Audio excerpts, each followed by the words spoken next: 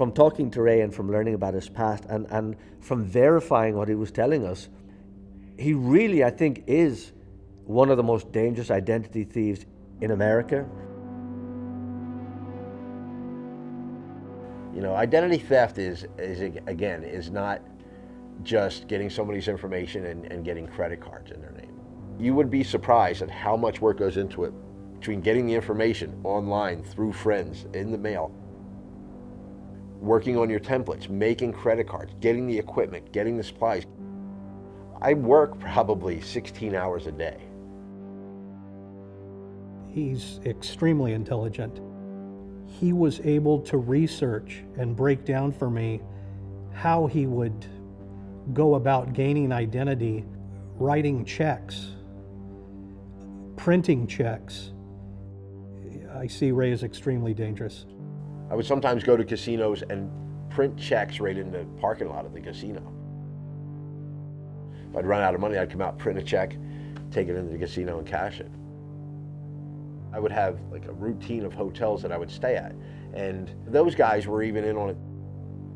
I've never met a bartender that didn't want to make a few extra dollars. I'll give them a $500 laptop and they'll give me, you know, some really good credit card numbers that I'll make thousands and thousands off of. The whole lifestyle is not real, you know what I mean? And it's an escapism. There was something about Ray that he was programmed to be, I think, nothing else than a con man. He's not just addicted to the thrill of the crime, but he's addicted to beating the system. I started making driver's licenses in the late 90s. I thought, well, if the state and some civil servants can make a driver's license, why can't I? So I did some research, found out what equipment they use to make the driver's licenses, and found out that it's readily available if you know where to look. I made a driver's license to go with this gentleman's name. I then opened up 3 or 4 bank accounts in his name that I proceeded to run stolen business checks through. Stealing identities, breaking into bank accounts, cloning identities, committing fraud is not so much about harming a victim or depriving a victim of credit or money, it's beating the banks. Company A will send Company B a check for goods and services that they got, and you know, Company B sends Company A an invoice for $27,000. Company A sends Company B the check for $27,000.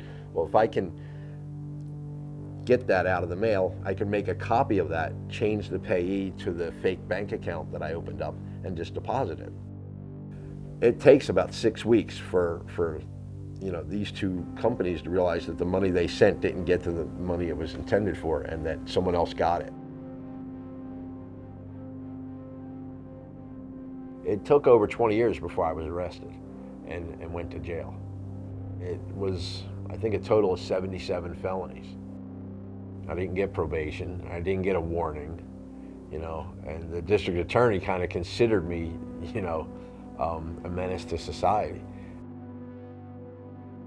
I can't say I wanted to get caught, but I kind of did feel invincible, and I'd been successful for so long that I didn't have any safeguards.